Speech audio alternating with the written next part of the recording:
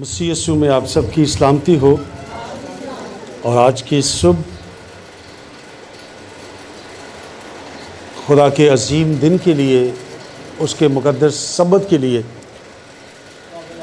جس میں آج اس نے ہمیں بلایا، شریک کیا، آپ سب کو آج کے سبت میں ہم خوش آمدید کہتے ہیں۔ شکر گزار ہوں پاسٹر جاوید ولیم صاحب کا، جن کی وسیلے سے آج مجھے یہ موقع ملا، اور خدا کے خادم پاسٹر وارث صاحب، کل رات جب میں نے پاسٹر صاحب کو فون کیا تو انہوں نے مجھ سے کہا کہ ہم کل جو ہے وہ یہ علاقہ سرجانی ٹاؤن ہے کہ وہاں جانا ہے، تو وہاں ہم خدمت کو سر انجام دیں گے۔ تو چونکہ ہم پہلے بھی یہاں پر آ چکے ہیں، کئی بار آ چکے ہیں، تو میں نے ان سے کہا کہ ٹھیک ہے، ہم خدا ان کے کلام کی خدمت کو کرنے کے لیے ضرور وہاں جائیں گے۔ آپ کے درمیان آ کر بہت اچھا لگا۔ آپ کلیسیا متحرک ہے، پرستش کے حوالے سے بھی، دیکھنے اور سننے کے حوالے سے بھی۔ اب جب کہ ہم نے خدا کے حضور اپنی آوازوں کے نذرانوں کو پیش کیا ہے، اور یقیناً میرا ایمان ہے کہ جب ہم اس کی پرستش کرتے ہیں، اس کی ستائش کرتے ہیں، تو وہ اس کے وسیلے سے بھی ہمارے بندھنوں کو کھولتا، وہ جوئے، وہ مشکلیں، وہ پریشانیاں۔ لیکن جب ہم خدا کے کلام کا مطالعہ کرتے ہیں تو وہ سب سے زیادہ عزت اور عظمت اپنے کلام کو دیتا ہے۔ اور اب جب کلام کا وقت ہے تو میری آپ سب سے گزارش ہے کہ میرے ساتھ جڑے رہیے گا، میرا ساتھ بھی دیجیے گا، اور آپ کا فوکس جو ہے وہ خدا کے کلام پر ہو۔ آئیں میرے ساتھ خدا ان کے زندگی و اسلام کو کھولیں، جن کے پاس خدا کا کلام ہے۔ وہ مرکز کی انجیل نئے نامہ میں سے اس کا 10واں باب اور اس کی 17ویں آیت سے لے کر 22ویں آیت تک ہم اسے دیکھیں گے۔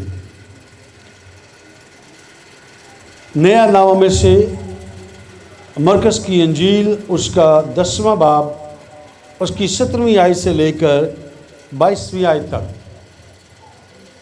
اگر کوئی سے یہاں آ کر پڑھنا چاہتا ہے، پڑھنا چاہتی ہیں، تو موقع ہے کہ وہ یہاں آ کر خدا کے کلام کی اس تلاوت کو کر سکتا ہے، کر سکتی ہے۔ خدا کے پاک کلام میں مرکز کی انجیل 10 باب اور اس کی 17 آیت میں لکھا ہے، اور جب وہ باہر نکل کر جا رہا تھا تو ایک شخص دوڑا ہوا اس کے پاس آیا اور اس کے آگے گھٹنے ٹیک کر اسے پوچھنے لگا کہ اے نیک استاد، میں کیا کروں کہ ہمیشہ کی زندگی کا وارث بنوں؟ یسوع نے اس سے کہا، تو مجھے کیوں نیک کہتا ہے؟ کوئی نیک نہیں مگر ایک، یعنی خدا۔ تو حکموں کو تو جانتا ہے، خون نہ کرنا، زنا نہ کرنا، چوری نہ کرنا، جھوٹی گواہی نہ دینا، فریب دے کر نقصان نہ کر، اپنے باپ کی اور ماں کی عزت کر۔ اس نے اس سے کہا، اے استاد، میں نے لڑکپن سے ان سب پر عمل کیا ہے۔ یسوع نے اس پر نظر کی اور اس پر پیار آیا اور اس سے کہا، ایک بات کی تجھ میں کمی ہے، جا، جو کچھ تیرے ہے بیچ کر غریبوں کو دے، تجھے آسمان پر خزانہ ملے گا، اور آ کر میرے پیچھے ہو لے۔ اس بات سے اس کا چہرے پر اداسی چھا گئی اور وہ غمگین ہو کر چلا گیا، کیونکہ بڑا دولت مند تھا۔ خداوند کے زندگی پر اسلام کے پڑھے، سنے، سمجھے اور قبول کیے جانے پر اس کی عظمت خداوند کا شکر ہو۔ آمین آمین۔ آئے اپنے سروں کو چکائیں۔ عجیب مشیر خدا قادر ابدیت کے باپ، سلامتی کے شاہزادے، تیرا شکر بجا لاتے ہیں آج کے اس دن کے لیے، تیرے اس مقدس سبت کے لیے۔ بخشا خداوند کہ اب جب تو اپنے کلام کو پیش کرنے کو ہے، یقیناً خداوند ہم ناقص ہیں، ہماری عقل، ہمارا علم ناقص ہے، मैं अपनी तमाम तर बशरी कमज़ोरी को ऐ खुदावंद तेरी हुजूरी में रखता हूँ।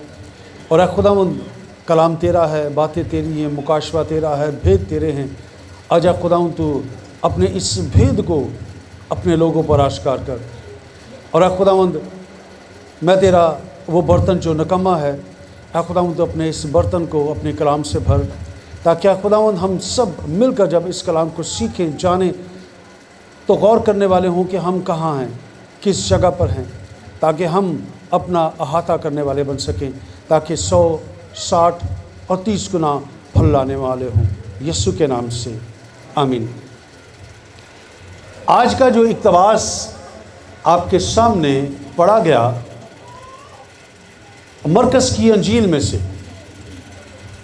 इसका हवाला हमें मत्ती की अंजील 19 बाब में 16 से 30 आयत में मिलता है और लूका 18 बाब 18वीं आयत से लेकर 30 आयत तक मिलता है। और इस इक़्तिबास को जब हम पढ़ते हैं तो इसका जो मज़मून है आज का, जिसे हम आज जानेंगे, सीखेंगे, समझेंगे और फिर यकीनन कोशिश करेंगे कि इस पर हम अमल पैरा भी हो सके।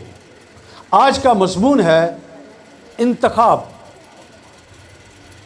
यहाँ पर एक मालदार शख्स की बात की गई है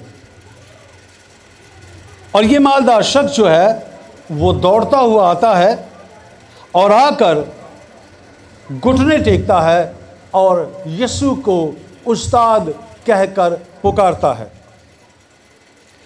मेरे अज़ीज़ों, जब हम मरकस की अंजील का मुताला करते हैं तो गौर कीजिएगा कि मरकस की अंजील मसीह यीशु को इब्ने खुदा की खुशखबरी का आगाज़ बताती है, उसका इब्तिदा बताती है, उसकी शुरुआत को बताती है। और ये अंजील यीशु को एक सरगर्म अमल और बाख्तियार शख्स के तौर पर भी पेश करती है। यीशु के पास लोगों के गुनाह माफ़ करने का इख्तियार भी वो इस जगह पर बताती है। और ये अंजील ये भी बयान करती है कि यीशु इब्ने आदम है और इब्ने आदम कहलाता है। और जब हम इन चारों अनाजील का मुताला करते हैं तो वो बैक वक्त इब्ने खुदा भी है और इब्ने आदम भी है। अब यहाँ पर जब हम इस इक़्तिबास को देखते हैं और एक मालदार शख्स को देखते हैं तो यहाँ पर वो एक सवाल है, वो आकर यीशु से करता है और वो कहता है हमेशा की ज़िंदगी का वारिस, एक मालदार शख्स। और ये शख्स सिर्फ मालदार ही नहीं है, बल्कि जब हम इस पर गौर करते हैं तो ये शख्स उन तमाम अवामिल पर दानिस्ता तौर पर या नादानिस्ता तौर पर अमल पैरा है। और ये शख्स असर और रसूख रखता है। हमारे इर्द गिर्द के माहौल के अंदर जब हम देखते हैं किसी भी मालदार शख्स को, किसी भी पैसे वाले को, तो पैसे वाला शख्स हम देखते हैं कि उसका लोगों के अंदर उठना बैठना, असर रसूख आम तौर पर बहुत ज़्यादा होता है। और अगर किसी शख्स को जो उससे कमतर है किसी मुश्किल या परेशानी का शिकार होता है तो वो उस शख्स के पास क्या करता है, जाता है, क्योंकि उसे मालूम होता है कि ये शख्स मुझे इस मुश्किल में से क्या करेगा, निकाल देगा। यहाँ पर भी हम देखते हैं कि माशरे के अंदर इस शख्स का असर और रसूख मौजूद है, तभी वो शख्स यीशु के पास दौड़ता हुआ आता है। और बावजूद इसके कि वो मालदार है, उसके पास सब कुछ है, दुनियावी तौर पर उसके पास तो वो तमाम आसाइशें हैं जो एक अच्छी ज़िंदगी को गुजारने के लिए बहुत हैं, काफ़ी हैं, लेकिन चूँकि शरीयत से वाकिफ़ है, कवानीन से वाकिफ़ है, उन तमाम अवामिल से वाकिफ़ है, इसलिए जब वो यीशु के पास आता है और वो कहता है कि मैं क्या करूं कि हमेशा की ज़िंदगी का वारिस बनूं। मेरे अज़ीज़ों, जब हम इस शख्स को देखते हैं और इसके सवाल को देखते हैं, इसकी ज़िंदगी को देखते हैं, तो ये جو دھندلی تصویر ہے اس کے سوال کے ساتھ نمایاں ہو جاتی ہے، واضح ہو جاتی ہے کہ یہ شخص چاہتا کیا ہے۔ اب دو چیزیں ہیں، سوال کرنے میں اور سوال پوچھنے میں بہت بڑا فرق ہے۔ اور یہ مالدار شخص یسوع سے سوال پوچھتا ہے کہ میں کیا کروں۔ اب غور کیجئے گا اور میرے ساتھ رہیے گا، یہ لفظ بار بار آئے گا، اور یہ لفظ جب اس کا اختتام ہوگا تو یہ جملہ آپ کی زندگی کا آج یہ ایسا انتخاب بن جائے گا جسے آپ بھی اپنی زندگی میں کہیں گے کہ میں کیا کروں کہ ہمیشہ کی زندگی کا وارث بنوں۔ کیونکہ پچھلے دنوں جب ہم نے مسیح یسوع کی نجات بخش اس کام کو، کفارے کو دیکھا، تو ہر شخص یہی سوچتا ہے، کہتا ہے، جانتا ہے، سمجھتا ہے کہ میں ہمیشہ کی زندگی کا وارث ہو گیا۔ لیکن شاید ان عوامل جن کا ذکر یہاں یسوع ابھی تھوڑی دیر کے بعد میں جب آپ سے بات کروں گا وہ بتا رہا ہے کہ جب ہمیشہ کی زندگی کے وارث بننے کے پیچھے عوامل کیا کیا ہیں، تو پھر میں اور آپ بھی تھوڑی دیر کے لیے سوچنے پر مجبور ہو جائیں گے کہ کیا میں ان عوامل پر عمل پیرا ہوں بھی یا نہیں۔ جب یسوع سے یہ شخص سوال کرتا ہے کہ اے استاد، اور خداوند سے کہتا ہے کہ تو استاد تو مجھے نیک کیوں کہتا ہے؟ نیک تو صرف ایک ہی ہے، اور وہ کون ہے؟ وہ خدا کی ذات ہے۔ معذرت کے ساتھ ایک بات کہوں گا، ایک ٹیچر ہونے کے ناطے، کیونکہ ہم خدا نے ایک توڑا دیا ہے ٹیچنگ کا، اور ہم ٹیچنگ کے حوالے سے ہی ہم بات کرتے ہیں۔ اکثر لوگ عظیم کا لفظ استعمال کرتے ہیں خدا کے خادمین کے ساتھ، لیکن جب آپ خدا کے کلام کو پڑھیں گے نا تو اس بات کو یاد رکھیے گا۔ اکثر لوگ جب میں کہیں جاتا ہوں تو وہ ٹیلی ویژن کے حوالے سے لوگ دیکھتے ہیں تو وہ یہ لفظ استعمال کرتے ہیں، تو میں اکثر ان سے کہتا ہوں کہ جب مجھے بلانا ہو تو صرف یہ کہا کریں کہ پادری مقبول جارج خدا کا عظیم خادم، نہیں، عظیم خدا کا ادنا سا خادم۔ ہاللیلویا۔ عظیم کون ہے؟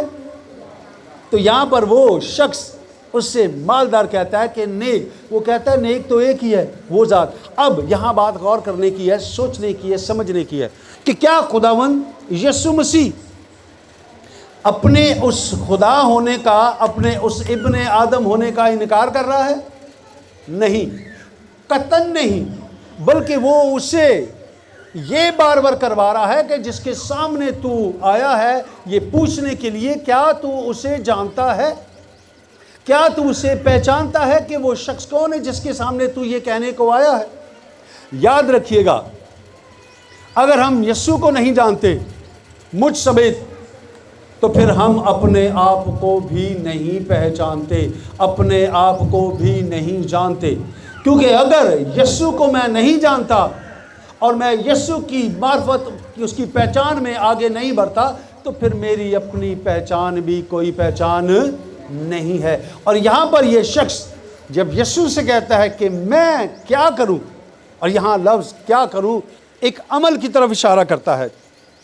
یاد رکھیے گا، یہودیوں کی کتاب تالمود کسی ربی یا استاد کو اچھے یا نیک کے طور پر مخاطب کرنے کے لیے کوئی ایک ایسی ہمیں وہاں پر مثال نہیں ملتی کہ ہم کسی شخص کو یہ کہیں کہ وہ نیک ہے، ماں سوائے ایک شخص کے، ایک ذات کے، ایک ہستی کے، جو کہ عظیم خدا کی کیا ہے؟ وہ ذات ہے۔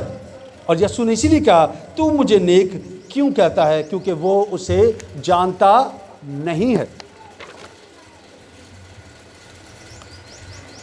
یہ مالدار شخص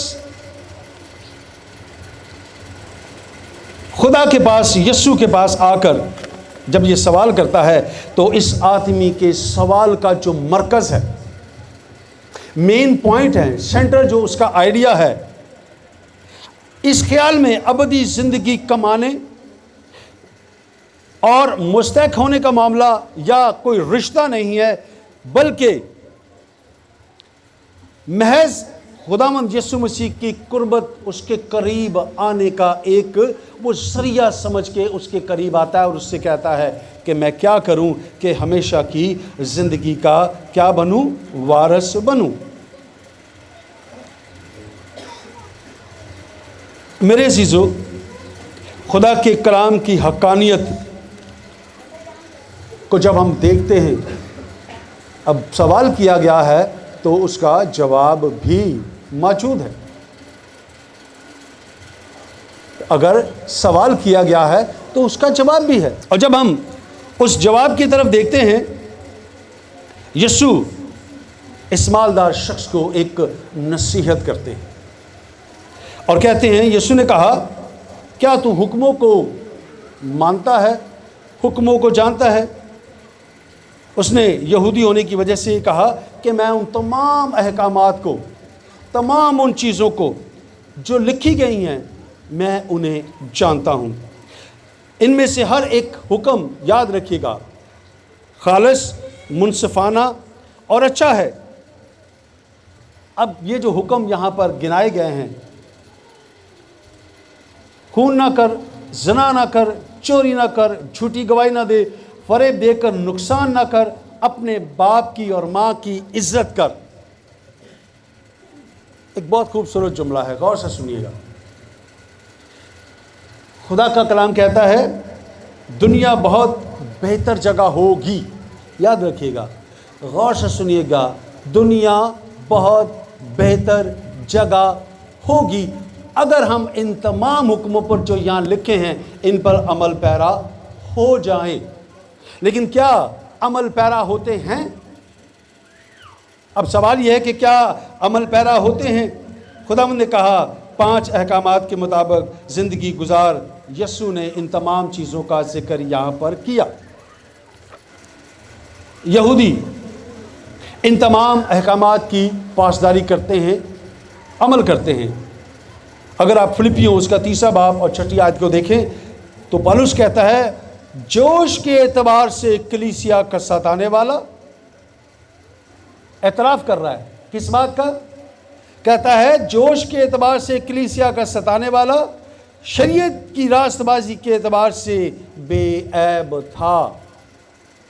यीशु जानता था कि इस शख्स के पास जो मालो असबाब है वो कहाँ से आया है, इसीलिए वो उसे कहता है कि क्या तू इन हुक्मों पर अमल करता है। मेरे चीज़ों, जब हम पहाड़ी वास को पढ़ते हैं और पहाड़ी वास बत्ती 5:10 उसकी आयत है, वहाँ लिखा है, मुबारक है वो जो रास्तबाजी के सबब से सताए गए हैं क्योंकि आसमान की बादशाही। अब जो सताए गए तो आसमान की बादशाही के कौन वारिस होंगे? जो सताए गए। अब यहाँ पर बात हो रही है दानिस्ता या नादानिस्ता। कुछ चीज़ें होती हैं, कुछ सफ़ात ऐसी होती हैं जो रूहानी हैं, कुछ काम ऐसे हैं जो जिस्मानी हैं। जब हम जिस्मानी तौर पर करते हैं तो फिर हम उस सज़ा के मुर्तकिब हो जाते हैं, लेकिन जब हम उन्हें दिमागी तौर पर और रूहानी तौर पर करते हैं तो फिर दुनियावी सज़ा के हम लायक नहीं होते, लेकिन रूहानी तौर पर उसकी बादशाही में दाखिल नहीं हो सकते। मेरे ख्याल में मैंने कभी किसी का कत्ल नहीं किया, आप में से भी किसी ने किसी का कत्ल नहीं किया, लेकिन थोड़ी देर के लिए गौर करें कि क्या कभी आपने किसी के दिल को मजरूह नहीं किया, किसी के दिल को नहीं दुखाया, या किसी के ख़यालात को, उसके रूहानी जज्बात को मजरूह नहीं किया? शरीयत कहती है कि ये भी एक कत्ल है। कहते हैं ज़ना ना कर। अगर मैंने या किसी और ने उस ज़ना को अमली जामा नहीं पहनाया लेकिन सोचा, जैसे मैं यीशु ने कहा कि अगर तूने उसके बारे में सोच भी लिया तो तूने उसका क्या किया? अमली तौर पर उसको कर दिया। क्या हमने कभी किसी को फ़रेब नहीं दिया? वो तो कहता है फ़रेब ना दे, किसी का नुकसान ना कर। तो क्या हमने इन तमाम अहकामात को जो यहाँ पर लिखे हैं नहीं किए? और इसी का तस्करा मसीह यीशु उस मालदार शख्स के सामने कर रहा है। और सबसे बढ़कर جو آخری بات ہے، کہتا ہے اپنے باپ اور اپنی ماں کی کیا کر؟ عزت کر۔ ہم کہیں نہ کہیں کسی نہ کسی جگہ پر، اور یسوع جانتا تھا کہ یہ شخص بے شک مالدار ہے، شریعت کا سے واقف ہے، ہر چیز سے واقف ہے، لیکن یہ شخص اپنے ماں باپ کے ساتھ بہتر سلوک اور روا نہیں رکھتا، کیونکہ وہ تو ہر چیز کو جانتا ہے، ہر چیز سے واقف ہے۔ میرے استاد محترم پاکستان کے بہت بڑے جرنلسٹ، وہ اکثر ایک بات کہا کرتے تھے اور کہتے بھی ہیں، 97 سے ابو ہو چکی ہے ان کی عمر ابھی، کہتے ہیں جارج اکثر جب کوئی بچہ اپنی ماں سے کہتا نا کہ ماں آپ اس بات کو نہیں جانتے، تو یہ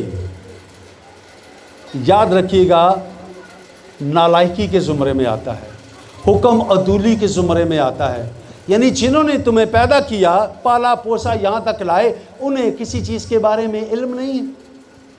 تو یہاں پر آپ عزت نہیں کر رہے، بلکہ ان کو کیا کر رہے ہو؟ بے عزت کر رہے ہو۔ تو ان تمام احکامات کے بارے میں وہ کہتا ہے کہ یہ کر، وہ کہتا ہے میں تو لڑکپن سے یہ سب کچھ کر رہا ہوں، میں لڑکپن سے یہ سب کچھ کر رہا ہوں۔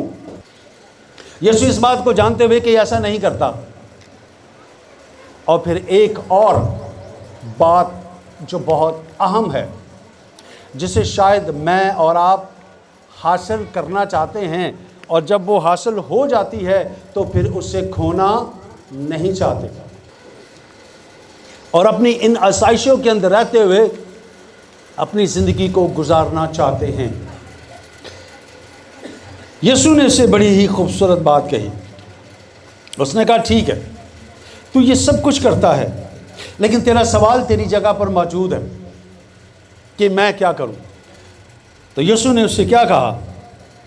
جب ہم 10ویں باب کی اگلی آیت کو دیکھتے ہیں تو میرے عزیزوں میرے ساتھ خداوند کے کلام کو نکالیے گا، 21ویں آیت کا دوسرا حصہ۔ یسوع نے جب ان تمام باتوں کے بعد اسے دیکھا تو اسے اس پر پیار آیا۔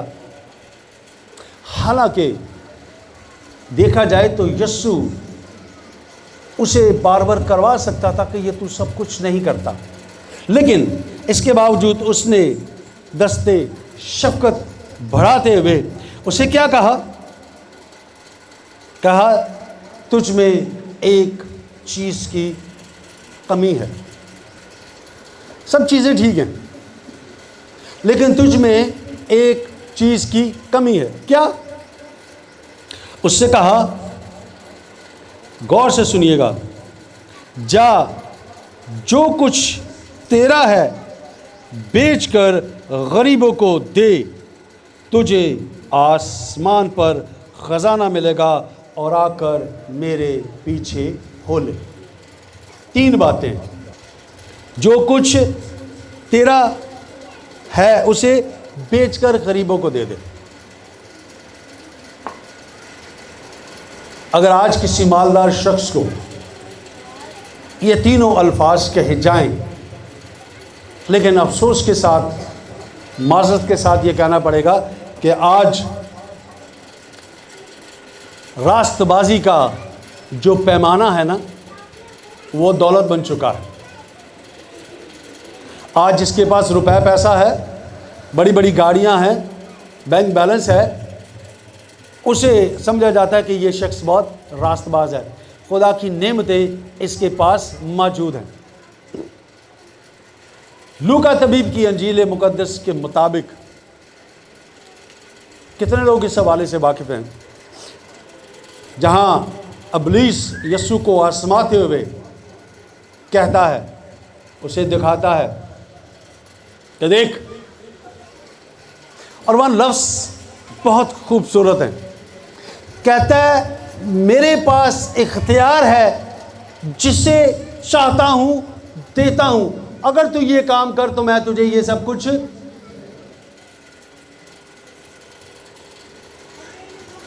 تھیولوجی کی روح میں اس پیرے کو ایک ایسے نظریے سے دیکھا جاتا ہے کہ یہ شخص کس کو کہہ رہا ہے؟ اسے جس نے اس دنیا کو تخلیق کیا، ایک ایک چیز جو یہاں پر موجود ہے، ہر چیز کا مالک یہ خود ہے، اور اسے ہی کہہ رہا ہے کہ اگر تو مجھے سجدہ کر، اگر تو میرے سامنے جھک جائے، اگر تو میری بات کو مان لے، اگر جو میں کہتا ہوں اسے کرے، تو میں سب کچھ تجھے کیا کروں گا۔ لیکن آج ہم دیکھتے ہیں کہ ہم اس کی بات کو سنتے ہیں اور پھر ان آسائشوں کو لے کر اپنے پاس سے کیا کرتے ہیں، رکھ لیتے ہیں، اور انہی کی وجہ سے دوسرے لوگوں پر کیا کرتے ہیں، حکومت کرتے ہیں، اور اپنے اثر اور رسوخ کو کیا کرتے ہیں، ان پر لادتے ہیں، قائم کرتے ہیں، اور اپنی چودھری صاحب اور فلانا اور ڈھمکانا اور یہ اور وہ۔ اور یہاں پر یہ شخص بھی اپنے آپ کو مالدار کہتا ہے، لیکن ہمیشہ کی زندگی کا وارث بننا چاہتا ہے۔ اور جب اس نے اس سے یہ کہا کہ اپنا سارا کچھ بیچ باچ کر غریبوں کو دے دے، اور پھر غور کریں، صرف یہ نہیں کہتا، اب جب عقل بند ہو جائے، خدا کا کلام کہتا ہے، کیونکہ ٹائم اتنا نہیں ہوتا کہ میں وہ تمام حوالہ جات آپ کے سامنے شیئر کروں، وہ کہتا ہے میں بچوں کے سامنے تو اپنے بھیدوں کو آشکار کرتا ہوں، لیکن عقل مندوں سے اور داناؤں سے اور بڑے بڑے عالموں اور ادیبوں سے اور اسکالر سے اس کلام کو کیا کرتا ہوں، چھپا کر رکھ لیتا ہوں۔ اب اس شخص کے سامنے ایک چیز بھی رکھی گئی، کہتا ہے آسمان کے خزانے۔ کہاں کے خزانے دوں گا؟ آسمان کے خزانے دوں گا۔ اب زمین پر رہنے والا شخص کوئی بھی ہو، 70 80 120، تو کتنے دن بنے؟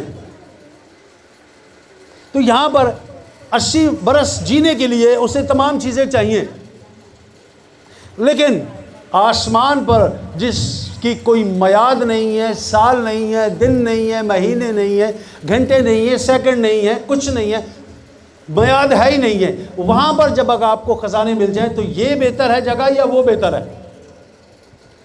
کون سی جگہ بہتر ہے؟ آواز دیجئے۔ تو پھر ہم اسے پانے کے لیے کیا کر رہے ہیں؟ یسوع نے بھی اس سے یہ کہا کہ اپنا سب کچھ جو تیرا ہے بیچ کر غریبوں کو دے دے، اور اس کے وسیلے تجھے آسمان پر خزانہ ملے گا، اور میرے پیچھے۔ اس کے سوال کا اسے جواب مل گیا۔ اب کرنا کیا چاہیے تھا؟ اب کرنا کیا چاہیے تھا اسے؟ جب میں اور آپ اگر کوئی سوال پوچھتے ہیں اور مجھے آپ کے سوال کا جواب مل جاتا ہے، یا آپ نے جو سوال کیا اس کا جواب مل جاتا ہے، تو پھر چاہیے تو یہ ہے نا کہ اس سوال کے جواب پر عمل پیرا ہوا جائے، عمل کیا جائے۔ لیکن کیا یہ شخص اس پر عمل پیرا ہوا؟ نہیں۔ خدا کے کلام میں لکھا ہے کہ یہ شخص مایوس ہو کر، غمگین ہو کر وہاں سے کیا کرتا ہے؟ چلا جاتا ہے۔ کس چیز کا انتخاب کیا اس نے؟ خدا کا یا اپنی دولت کا یا اپنے اس اثر رسوخ کا؟ کس کا انتخاب کیا اس نے؟ جواب دیجیے گا۔ اس نے اپنی دولت کا انتخاب کیا، نہ کہ خدا کا جس کے لیے کے پاس وہ آیا تھا۔ اور شاید میں نے شروع میں آپ سے کہا کہ وہ یسوع کو نہیں جانتا تھا کہ وہ ہمیشہ کی زندگی کے پاس ہے، اور ہمیشہ کی زندگی سے ہی سوال کر رہا ہے کہ میں کیا کروں کہ ہمیشہ کی زندگی کا وارث بنوں۔ دوسرا کردار، کتنے لوگ ہیں جو زکئی کو جانتے ہیں؟ زکئی کو کتنے لوگ جانتے ہیں؟ زکئی غریب تھا؟ ہاں جی، غریب تھا یا دولت مند تھا؟ اور یہ شخص جس کے بارے میں ابھی آپ نے سنا، یہ کون ہے؟ یہ بھی دولت مند ہے۔ لوکا 19 باب اور اس کی پہلی 10 آیات، یہاں پر ہمیں ایک شخص کا ذکر ملتا ہے۔ 19 باب دیکھیں لوکا کا، اب یہ کمپیریزن ہے، انتخاب کا یہ کمپیریزن ہے. یہاں پر پہلی آیت میں لکھا ہے وہ یرو میں داخل ہو کر جا رہا تھا اور دیکھو زکئی نام ایک آدمی تھا جو محصول لینے والوں کا سردار اور دولت مند تھا. یہاں اس کلام کے مطابق اس دونوں اقتباس کے اندر کسی غریب آدمی کی بات نہیں ہو رہی. یہاں دونوں طرف امیر لوگوں کی بات ہو رہی ہے، لیکن بنیادی طور پر فرق ان دونوں میں کیا ہے؟ ایک دوڑ کر یسوع کے پاس آتا ہے اور آ کر کہتا ہے کہ میں کیا کروں کہ ہمیشہ کی زندگی کا وارث بنوں، اور دوسرا اسے دیکھنے کا، اسے ملنے کا مشتاق ہے، اور قد چھوٹا ہونے کے باعث گولر کے درخت پر کیا کرتا ہے؟ چڑھ جاتا ہے. جب ہم یرو کی بات کرتے ہیں تو یرو ایک خوشحال شہر ہے، اور اس شہر کی دو بڑی خصوصیات ہیں. یہ شہر جو ہے تمر، جسے یونانی زبان میں کھجور کہتے ہیں، یہ یرو کھجوروں کا شہر بھی کہا گیا ہے. اگر آپ کلام مقدس کا مطالعہ کریں، اسے جانیں. اور ایک اور بات جو بہت اہم ہے، جیسے آج ہم بہت سے چیزوں کے سر کے پہ لگانے والا تیل ہے، اور طرح کے تیل ہیں، بہت سی چیزیں ہیں، اور اس کی درآمد بھی ہوتی ہے ان چیزوں کی. یہاں پر ہم بلسم نام کا ایک رال ہے، ایک تیل ہے جو درختوں سے نکالا جاتا ہے. یہ یرو اس جگہ کے نام سے بھی مشہور ہے، اور فلسطین میں رہنے والے جو رومی ہیں وہ ان دونوں چیزوں کی جو ہے وہاں پر کیا کرتے ہیں؟ تجارت کرتے ہیں. اور اسی جگہ پر یہ محصول لینے والا شخص یہاں پر آنے جانے والے لوگوں سے کیا کرتا ہے؟ ٹیکس لیتا ہے اور ان سے وہ چیزیں وصول کرتا ہے.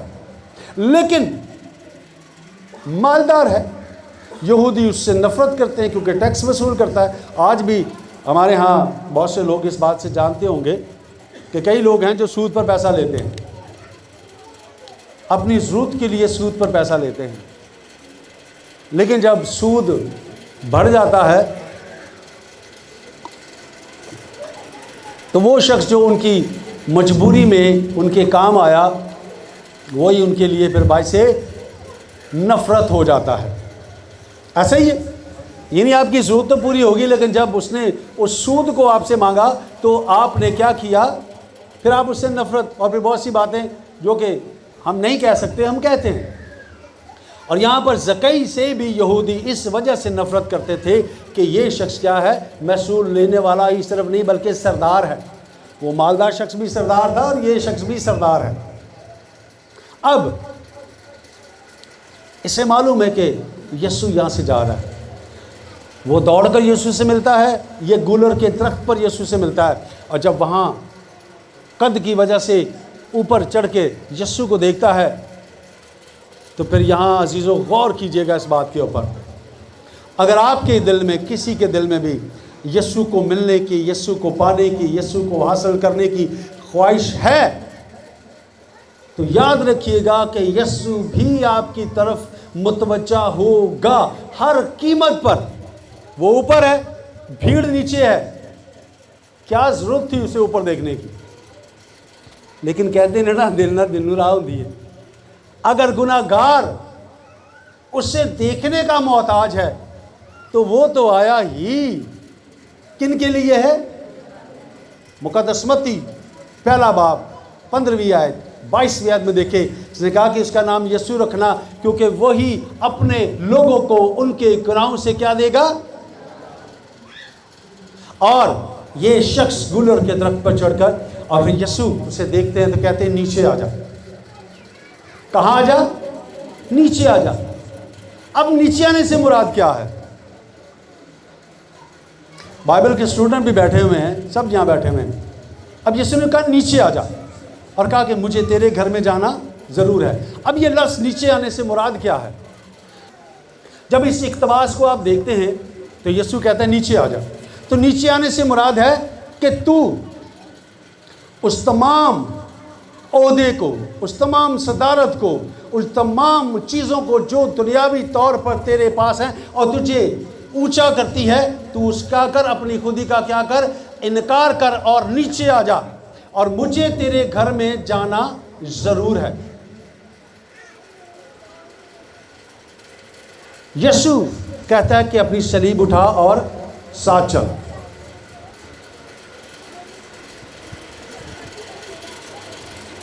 میرے جو بڑے سالے صاحب ہیں وہ یو پی چرچ کے پادری ہیں اور بڑے پرانے پادری ہیں.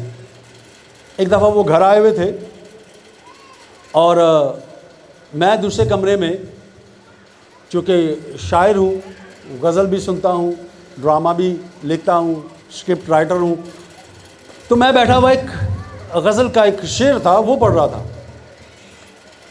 کہ کوئی دوست ہے نہ رقیب ہے, تیرا شہر کتنا عجیب ہے. اور اس کا جو دوسرا مصرع ہے وہ اس سے کنیکٹ کرتا ہے کہ میں کسے کہوں میرے ساتھ چل, میں کسے کہوں میرے ساتھ چل, یہاں سب کے سر پہ صلیب ہے. اور یسوع کیا کہتا ہے کہ اپنی صلیب اٹھا اور میرے پیچھے بول, میرے پیچھے چل. اور یہاں یسوع سے کہتا ہے کہ تو نیچے آ. کیا زکئی نے یسوع کی بات کو مانا یا نہیں مانا؟ اسے مانا اور وہ نیچے اتر آتا ہے, باوجود یہودی اس سے نفرت کرتے ہیں. اور جب وہ اس کے گھر آتا ہے تو غور کیجئے گا کہ یہاں پر کچھ لوگ ہیں جو کہتے ہیں کہ کون ہے جو محصول لینے والے کے گھر جاتا ہے, اس سے اس کی یاری ہے. لیکن یہاں ایک اور بات بہت خوبصورت ہے. میں اور آپ جتنے لوگ یہاں پر موجود ہیں, ہم سب مسیحی ہیں. ہم یسوع کو جانیں یا نہ جانیں, ہم مسیحی ہیں. بات پکی ہوتی ہے کہ نہیں ہوتی؟ یسوع جانتا تھا کہ یہ زکئی جو ہے ابراہیم کی ہی نسل میں سے ہے اور وہ انہیں ہی تو بچانے کے لیے آیا ہے. اور جب وہ اس بات کا اقرار کرتا ہے اور آ جاتا ہے, تو پھر یسوع جب اس کے گھر میں آتے ہیں اور جب اس کے گھر میں اترتے ہیں تو کیا الفاظ استعمال ہوتے ہیں؟ کوئی بتا سکتا کہ یسوع نے یہاں پر کیا الفاظ کہے؟ جہاں یسوع آ جاتا ہے وہاں کیا آ جاتی ہے؟ اور جہاں جس زندگی میں یسوع آ جاتا ہے وہ زندگی کیا ہو جاتی ہے؟ وہ زندگی بچ جاتی ہے. جو اسے حاصل کرنا چاہتا ہے, جو اسے پانا چاہتا ہے, اس کے لیے کچھ نہ کچھ کرنے کی ضرورت ہے. زبور کی کتاب کا اگر آپ مطالعہ کریں تو وہاں پر ایک لفظ ہے اجر. یاد رکھیے گا, میراث آباؤ اجداد سے لی جاتی ہے لیکن اجر لیا نہیں جاتا, حاصل نہیں کیا جاتا. اجر کمایا جاتا ہے, اجر کمانا پڑتا ہے اپنی محنت سے, اپنی مشقت سے, اپنی ان تمام عوامل کو رد کر کے ہمیں اجر کمانا پڑتا ہے. جیسے کہ اس شخص نے, اب یہاں پر پھر واپس آتے ہیں اسی جگہ پر, وہ شخص جسے یسوع نے کہا کہ اپنا سب کچھ بیچ دے, لیکن وہ غمگین ہو کر چلا گیا. اگر آپ اس حوالے کا مطالعہ کریں تو یسوع نے کوئی سوال نہیں کیا, یسوع نے کوئی سوال نہیں کیا زکئی سے کہ زکئی ایسا کر, زکئی وہ کر, زکئی وہ کر. صرف اس نے یہ کہا کہ آج اس گھر میں نجات آئی ہے. تو کلام مقدس میں لکھا ہوا ہے زکئی نے کیا کیا؟ اس نے کہا جس سے میں نے لیا ہے اسے واپس کرتا ہوں, اور جس سے ناحق لیا ہے اسے 4 گنا واپس کرتا ہوں. کیوں؟ یہاں پھر یسوع ایک الفاظ کہتے ہوئے دکھائی دیتے ہیں. اگر آپ تھیولوجی کی روح میں جائیں گے, اس متن میں جائیں گے, تو وہ کہتا ہے کہ ابراہیم کی نسل کا یہ بیٹا کھو گیا تھا, اب واپس آ گیا ہے.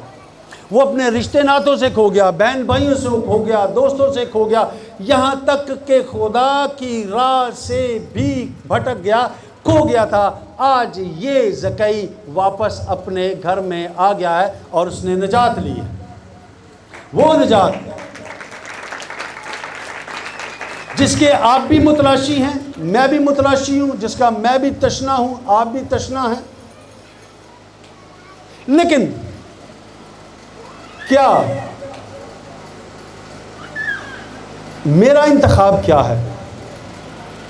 اس شخص نے انتخاب کیا مال و دولت کا، لیکن زکئی نے انتخاب کیا خدا کا اور زندگی کا. لینا زندگی وہ چاہتا تھا، لیکن زندگی لے کے کون گیا؟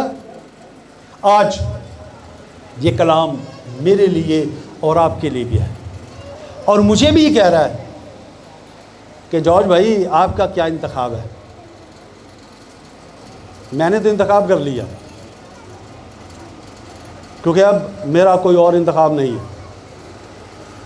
اور مجھے اپنے سر کی بات بھی یاد آتی ہے. وہ چھوٹے تھے تو پڑھتے تھے تو کہتا تھا کس نے دل دیا ہوا ہے؟ کس کو دیا ہوا ہے؟ حالانکہ وہ عمر دل دینے کی بھی نہیں تھی. کہتے اگر دیا ہے تو واپس لو اور یسوع کو دل دو. آج مجھے وہ بات سمجھ میں آتی ہے کہ ہاں، استاد نے یہ بات کیوں کہی تھی کہ اپنا دل کسے دو؟ یسوع کو دو. اپنا انتخاب کس پر قائم رکھو؟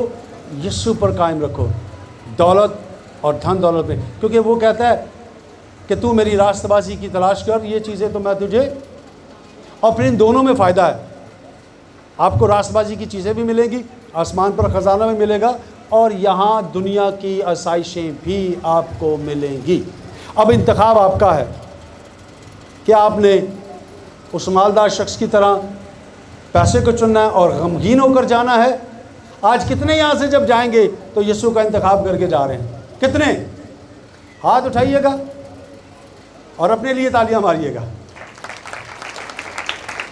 اور میرا ایمان محکم ہے کہ آج اگر آپ نے یسوع کا انتخاب کیا ہے تو آپ یسوع کو اپنی زندگی میں قائم رکھیں گے. خداوند اس کلام کے وسیلے سے مجھے اور آپ کو برکت دے. آمین.